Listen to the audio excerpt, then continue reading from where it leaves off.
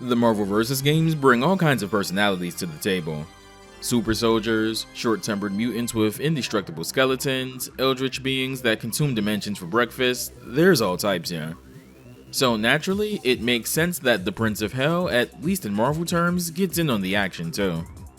Blackheart is the son of Mephisto, Marvel's analog to Satan. I say analog because he's not actually Satan or related to any of those concepts from Christianity, but instead an extremely powerful demon that rules his own dimension. That said, he certainly fulfills and even leans into that role on a fairly regular basis. In a small town named Christ's Crown in New York, Mephisto finds a long history of murders that go back centuries. Taking all of the evil energy that built up over all of that time, he creates a son for himself, that son being Blackheart. Mephisto would teach Blackheart about the nature of evil, especially in mankind, and send him into the world to learn more for himself. Created by writer Ann Nocenti and artist John Romita Jr., Blackheart's one of the more underused characters in Marvel's stable.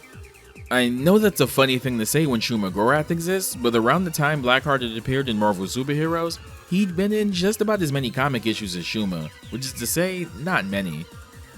Being a creation of Mephisto, Ghost Rider is the Marvel character Blackheart is generally associated with the most, but his debut and first major stories were actually in the pages of Daredevil, debuting in issue 270.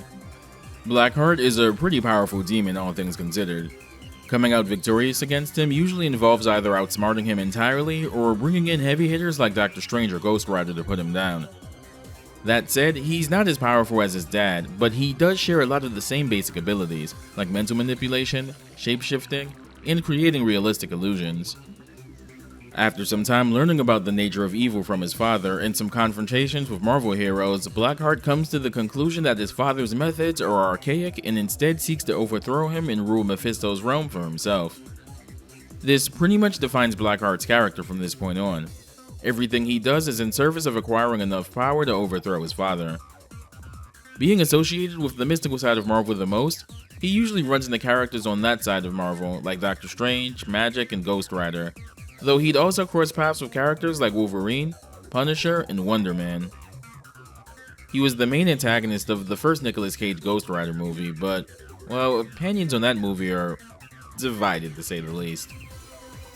He's had a handful of modern appearances as of late, though curiously enough, most of these appearances had him facing off against Miles Morales. Even more curious is the redesign he sports in some of these stories, which, well, I guess it's up to you whether you hate it or love it. I prefer his original design, but don't necessarily hate this one.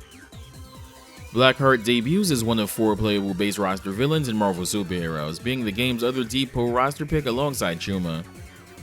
He's voiced in all of his Capcom fighting game appearances by James Woolvett. Woolvett's a Canadian actor that's been in a few films and TV shows from the 90s all the way to the late 2000s. What I find particularly interesting is that Blackheart is his only known voice acting role in his entire acting portfolio. I know the early Versus games generally recorded in Canada, as was the case for most of the Marvel cartoons back then, but I do wonder what the story is behind him being cast for the role. That's not to say he sounds unfitting or anything, just the opposite. He seems to have a voice filter that's pitched down a bit to make a demonic sounding voice, and it's pretty good. His voice clip when he wins a match is one of the more memorable in the series in my opinion. All that said, let's get into his initial Capcom fighting debut.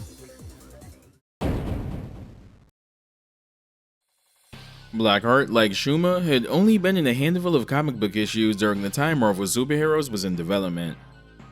According to ex-Capcom artist Katsuya Akitomo, they used his initial appearances in Daredevil comics as drawn by John Romita Jr. to inform his visual design in the game. I've gotta say, Blackheart easily has some of my favorite sprite work in the series. Just look at how intimidating he is.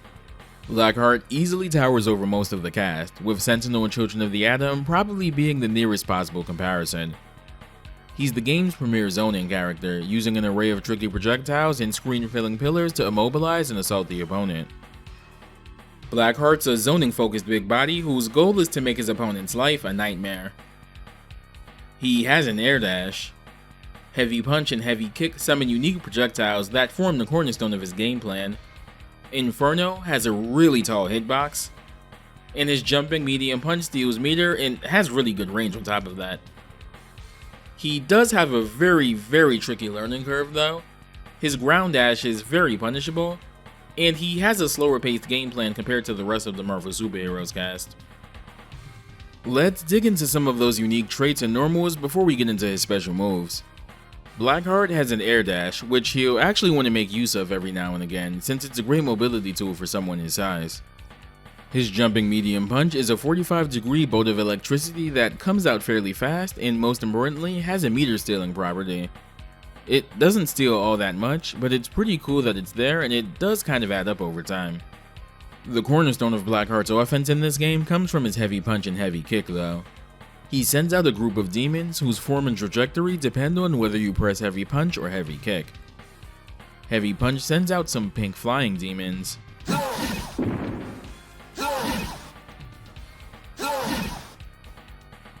And heavy kick sends out some green ones.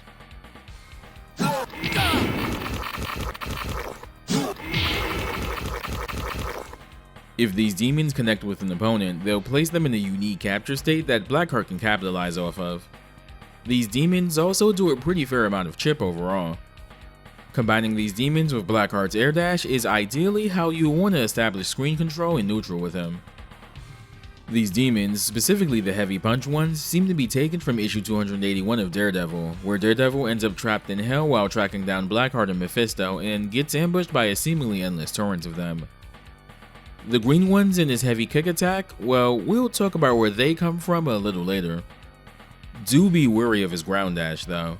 It looks cool, can low profile a lot of things, and nick and side switch up close, but it's also horrifically unsafe. Use with caution. Blackheart's first special move is Dark Thunder, done with a half circle forward in any punch motion.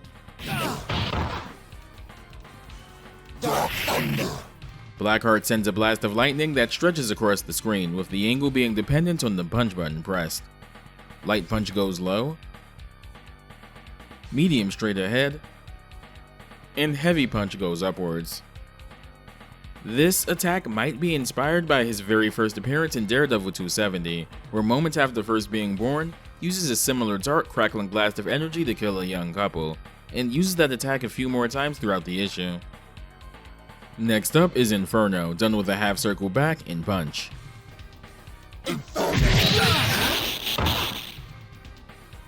Blackheart quickly throws a projectile at the ground that erupts in a pillar of energy. The punch button determines where Blackheart summons the attack. This attack has an incredibly tall hitbox, so it's especially good for characters like Magneto, Psylocke, or Iron Man, who can run away with their flight or triple jumps. You can also get an OTG pickup into a combo if you're close enough to the opponent as well. Blackheart can also alter the properties of Inferno. By pressing and holding a punch button right after inputting the full Inferno motion, you can change its effects. The standard Inferno is a lightning pillar. This also drains a bit of the opponent's super meter. Medium punch is an ice pillar. And heavy punch is a fire pillar. This one comes out the fastest. Blackheart's first hyper combo is Armageddon, done with a quarter circle forward and 2 punches.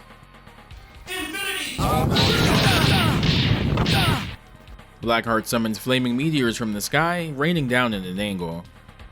This is best used after a launcher or any combo that pops the opponent up into the air, as that's the only surefire way to ensure it gets maximum damage. Blackheart is also later shown doing this move on the poster for Marvel Superheroes vs. Street Fighter, which is pretty cool. Blackheart's second hyper combo is Heart of Darkness, done with a quarter circle forward and 2 kicks. Marvelous! Infinity!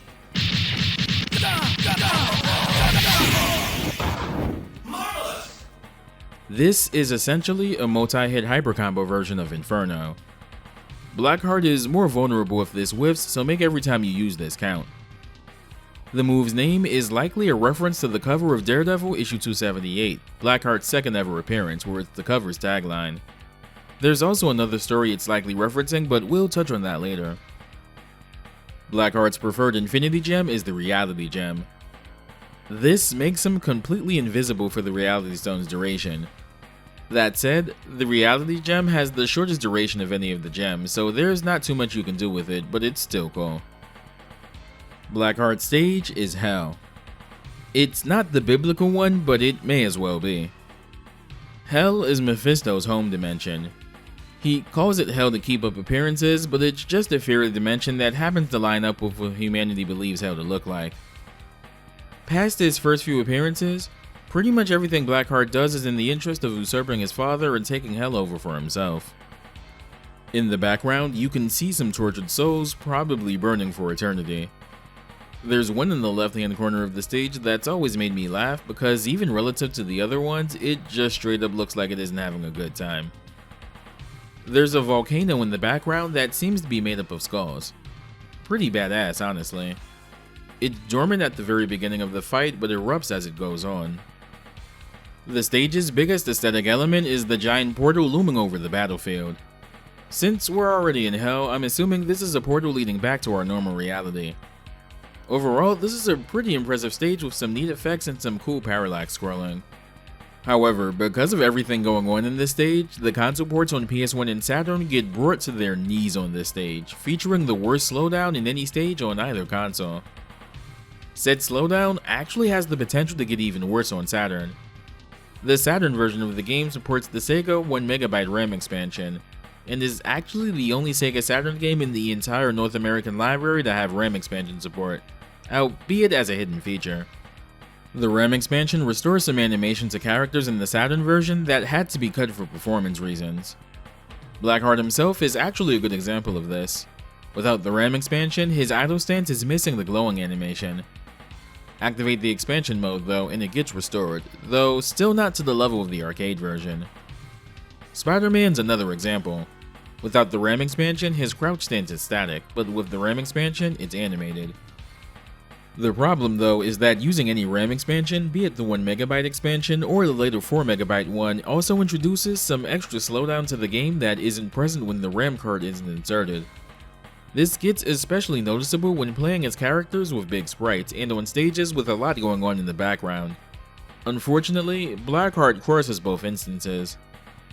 Before the Marvel Fighting Collection, or hell, even Marvel vs. Capcom Origins on 360 and PS3, this is what you had to deal with if you wanted to play this game and didn't want to fuss with emulators. We're living in pretty fortunate times as far as game availability goes. Treasure it, people. The stage theme is composed by Takayuki Iwai, who also composed Dr. Doom, Juggernaut, Iron Man, Captain America, and Spider-Man stage themes. I love the use of piano particularly in this piece. It gives it a pretty sinister tone that fits with the stage for the Prince of Hell. The percussion gives the piece some much needed gravity as well. Here's Blackheart's colors. And here's Blackheart's ending.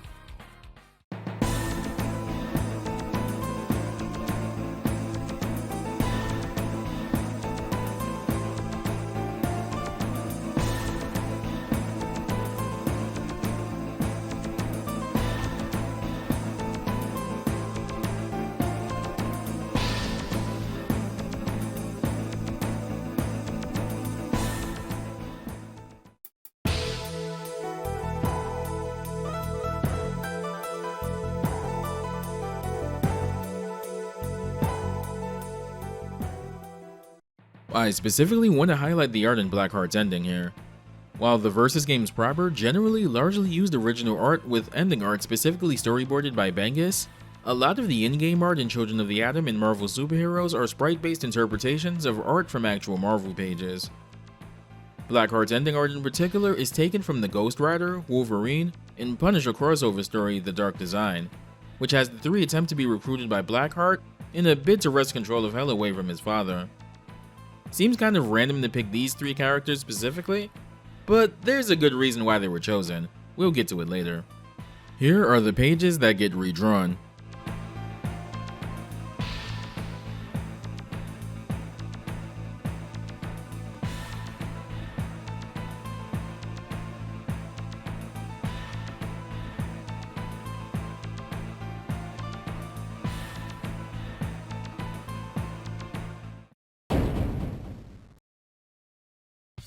Blackheart's official Versus series debut would be in 1997's Marvel Superheroes vs. Street Fighter.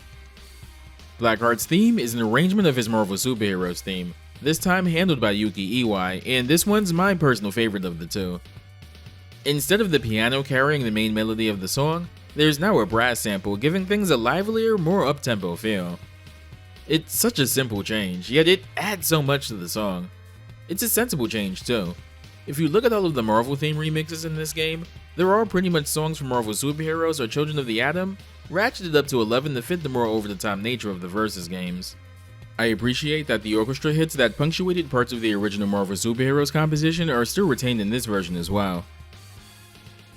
Blackheart's back in Marvel Superheroes vs. Street Fighter with a few new tweaks. He has a new, really good super that can be done on the ground as well as in the air. He's slightly faster overall compared to Marvel Superheroes. He's really good at chipping out the opponent this time around, and he has some incredibly fast meter building. That said, jumping medium punch is a lot slower than before and it doesn't have its meter stealing property. And his game plan is pretty linear compared to the rest of the cast in this game. You're basically going to be poking and jumping around, throwing out demons with his heavy normals. Blackheart's Inferno spells get streamlined here. Instead of having to hold an additional button to confirm which Inferno variant comes out, Lightning is permanently mapped to quarter circle forward and light punch, ice to medium punch, and fire to heavy punch. The Lightning variant also seems to have lost this meter drain property as well. Blackheart has a new hyper combo, Judgment Day, done with a quarter circle back and 2 punches. Marvelous! Blackheart sends out a ton of demons from his chest that do a ton of chip damage if blocked. This move can also be done in the air as well.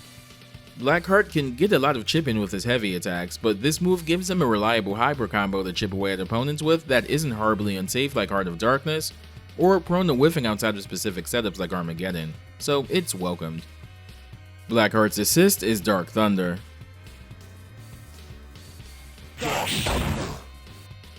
Here's Blackheart's colors in the arcade version. And here's his extra colors in the PS1 and Saturn ports.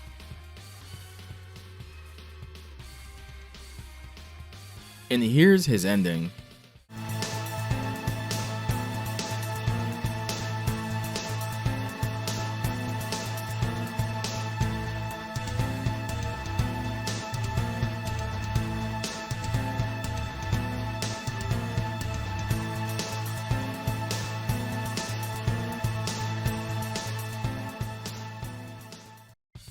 Unless my memory's failing me, that's all there really is to say about Blackheart here.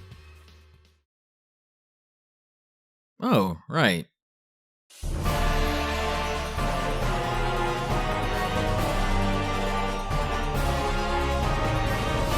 It's pretty much impossible to talk about Blackheart in the comics without talking about his father, Mephisto, and as it turns out, that holds true for the Versus games too. Mephisto is, as mentioned earlier, Marvel's analog to Satan. It should be noted that Satan, or at least someone claiming to be him, does actually exist in the Marvel universe though. First appearing in issue 3 of Silver Surfer, Mephisto is an immortal, immensely powerful demon that rules over his home dimension of hell. Mephisto is the definition of the term corruption in the Marvel universe. He lives to claim souls for his own, though he uniquely can't just go out and do things as he pleases. The other person has to give permission for their souls to be claimed, usually resulting in Mephisto having to instead gain power through pacts. Though he began as, and still can be said to be a Silver Surfer villain, he's far and away best known as the nemesis of the Spirit of Vengeance, Ghost Rider. While Ghost Rider's origin tends to get ping-ponged between him selling his soul to Mephisto or Satan, he remains a large part of the mythos all the same.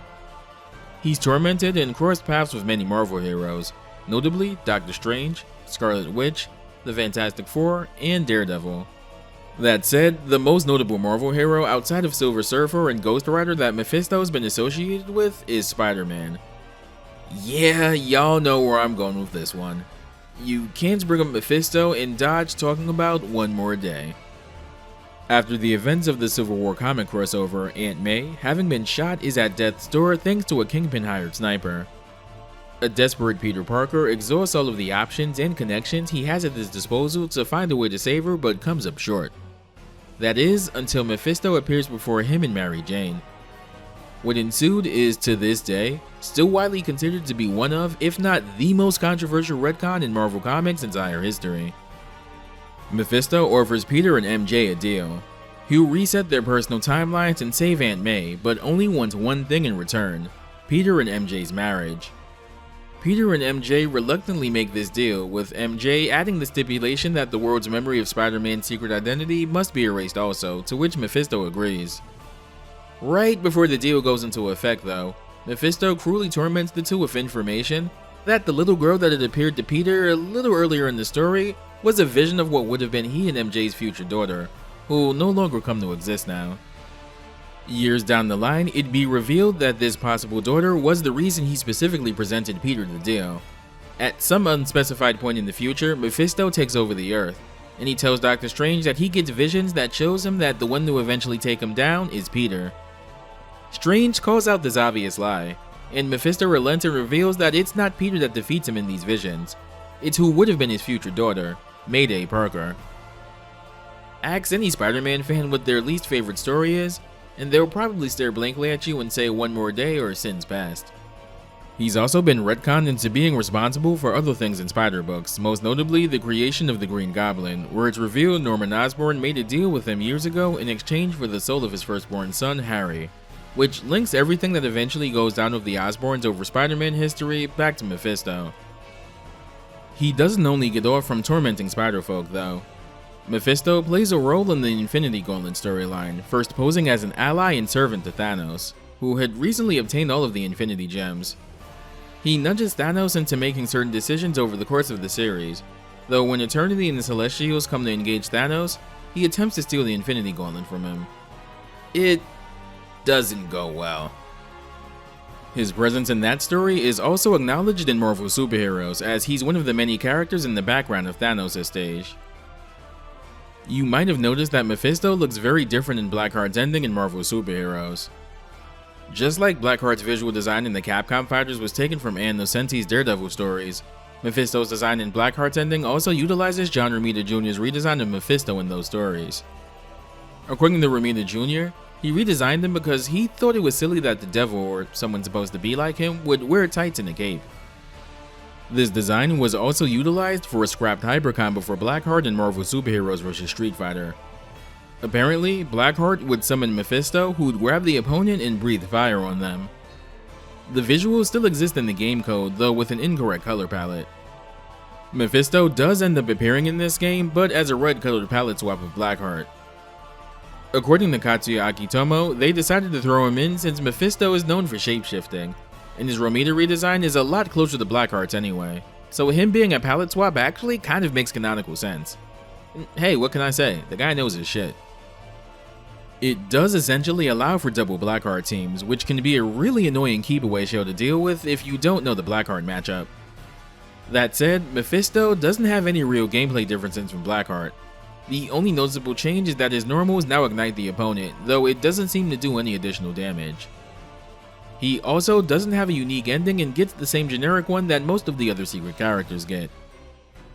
Here are his colors in the arcade version.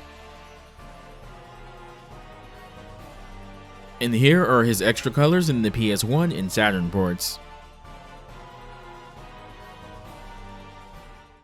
Similarly to Shumagorath, recommending a comic for Blackheart is a little tricky because he's only been in a handful of comics in his 34-year history.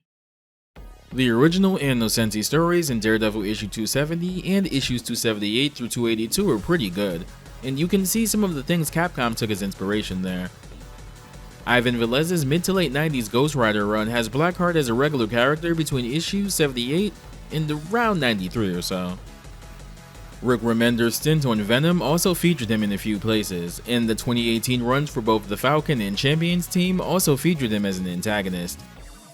He also had a notable appearance early on in Hellcat's recent solo book trying to recruit Patsy for his army, as she's discovering her newfound abilities through her connection to Hell.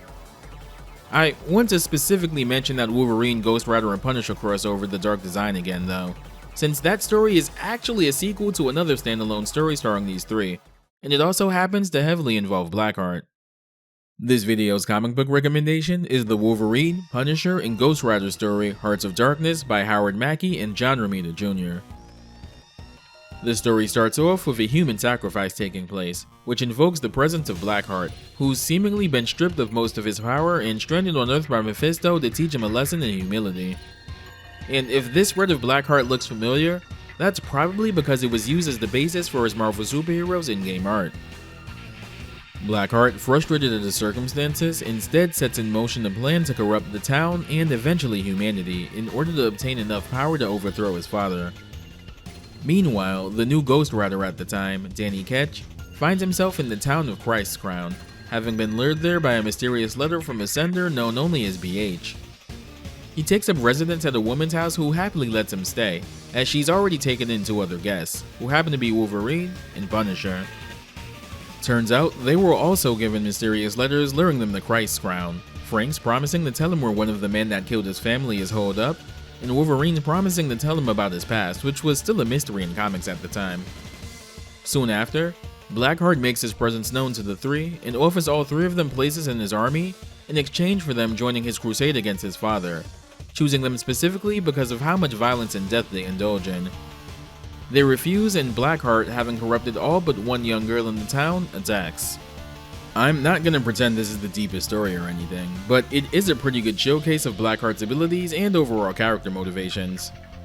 You can also pretty clearly spot the parts of this that inspired his Capcom incarnation, like these little green demons that become a part of his heavy kick attack in the games.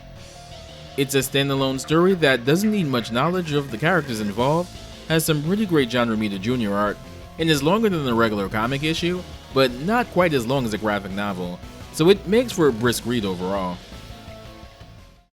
And while I'm here, and because I'll probably never get a chance to talk about this since he isn't playable in the Versus games, if there's one Marvel character with the highest ratio of back-to-back high-quality runs that I'd recommend without a second thought, it's Daredevil.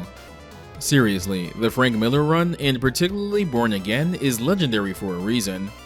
Reading Ann Nocenti's run makes it clear why she had one of the longest tenures on the character of any writer. Brian Michael Bendis' run might be the single best thing he's ever done outside of Ultimate Spider-Man, and fantastic writers like Mark Waid and Chip Zdarsky also have incredible runs. I'll cut this tangent short here, but if you want consistently top-shelf Marvel content, Daredevil is the character you want to seek out.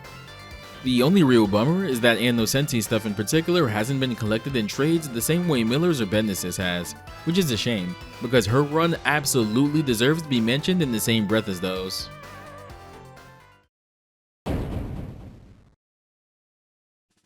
Blackheart returns after sitting out Marvel 1, and actually has a decent go of things here.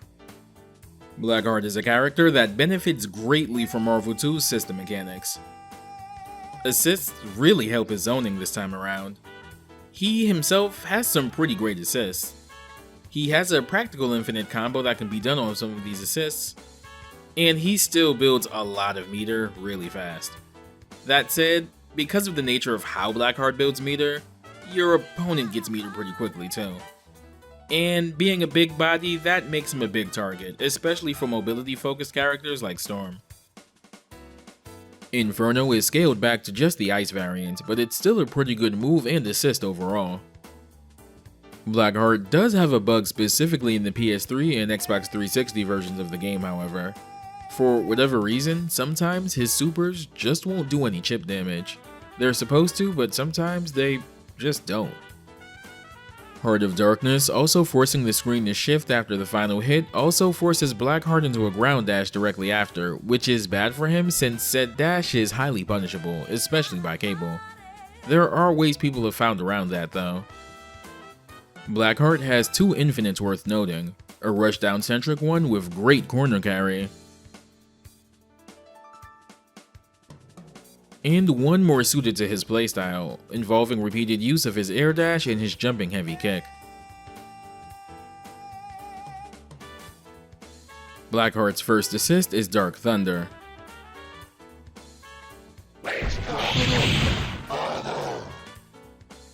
Blackheart's second assist is Inferno.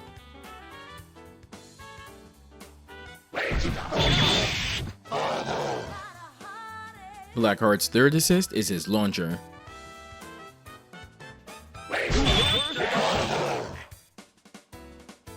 Here are all of Blackheart's colors.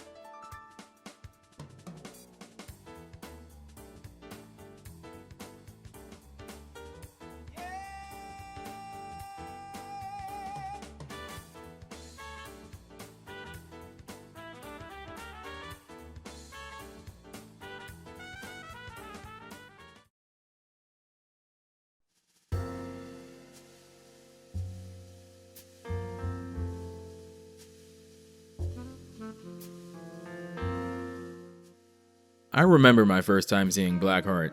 I had no idea who he was, where he was from, or even how he played, but I knew he looked sick as hell, and that instantly made him cool to me. I wouldn't be surprised if that was the case for a lot of other people too. And hey, both Blackheart and Shuma Gorath can say they're in that exclusive club of getting several playable versus game appearances before their enemies did, so that's kinda funny. Marvel vs. Capcom 2 would end up being Blackheart's last playable appearance, though he and his pops have a handful of cameos in later games. Blackheart cameos in Morrigan's Marvel vs. Capcom 3 ending. And Mephisto also appears in her ending, as well as having separate cameos in both Dante and Ghost Rider's endings. Mephisto is also a Heroes and Heralds card as well. And while he's not quite the same, I think Dormammu does a really good job of taking up the baton of a tall, zoning-oriented Marvel villain who is also part of that aforementioned exclusive villain club. That said, that's going to do it for this video. As always, thanks for watching, take care, stay safe, and I'll see you next time.